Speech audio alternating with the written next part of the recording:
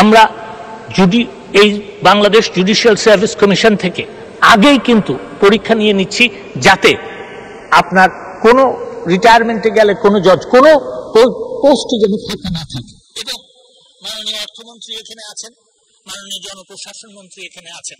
আমরা আরো আদালত বাড়ানোর জন্য প্রস্তাব দিয়ে রেখেছি এবং ইনশাআল্লাহ আরো 158টি আদালত খুব শিগগিরই বেড়ে যাবে। মামলা জটের কথা অস্বীকার করার কিছু নাই। আজকের হিসাব হচ্ছে যে 41,09,755টি মামলা কোর্টে আছে। আজকে আমি বলতে পারি যে এই ন্যাশনাল লিগ্যাল এইড সার্ভিস অর্গানাইজেশনের আপনার লিগ্যাল এইড অফিসার একজন বিচারককে করা হয়েছে এবং সেই বিচারক চেষ্টা করছেন যে মামলা যেন তৃণমূল লেভেল থেকে যেগুলি নিষ্পত্তিযোগ্য সেগুলি নিষ্পত্তি হয়ে যায়।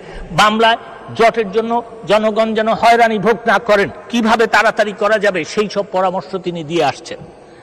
সত্য যে এই যতগুলি মামলা আছে তার নিষ্পত্তি করার জন্য যেই বিচার বিভাগের বিজ্ঞ বিচারক আছেন সেটা আপনার অপ্রতুল, কিন্তু এর সাথে কম্পেয়ার করতে হবে কি ছিল কি হয়েছে।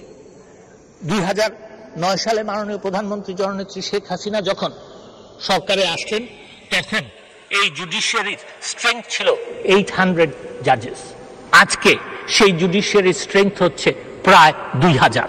এবং এখানে যেটা হচ্ছে সেটা হচ্ছে যে এখন আমরা এই বাংলাদেশ জুডিশিয়াল সার্ভিস কমিশন থেকে আগেই কিন্তু পরীক্ষা নিয়ে নিচ্ছি, যাতে আপনার কোনো রিটায়ারমেন্টে গেলে কোনো জজ কোনো পোস্টে যেন ফাঁকা না থাকে। এবং মাননীয় অর্থমন্ত্রী এখানে আছেন, মাননীয় জনপ্রশাসন মন্ত্রী এখানে আছেন।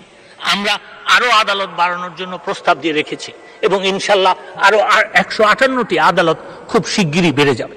তো আমাদের কথা হচ্ছে যে আমাকে যে 2022 কোটি টাকা দেওয়া হয়েছে, ওনারা বলেছেন 1 টাকায় নিয়ে আসতে। 1 টাকায় আনলে আমি কিন্তু এইগুলি করতে পারবো না, আমার 2022 কোটি টাকাই লাগবে। ওনারা বলবেন অনেক কিছু, টাকা দিবেন একটা, তো হবে তো না। মাননীয় স্পিকার, আমাকে 2022 কোটি টাকাই দিতে হবে এবং সেই জন্য আমি ওনাদেরকে বলবো যে আপনারা যে ছাঁটাই প্রস্তাব দিয়েছেন সেই ছাঁটাই প্রস্তাবগুলি আমি গ্রহণ করতে পারলাম না এবং আরো আনন্দিত হতাম যদি আপনারা এটা প্রত্যাহার করতেন।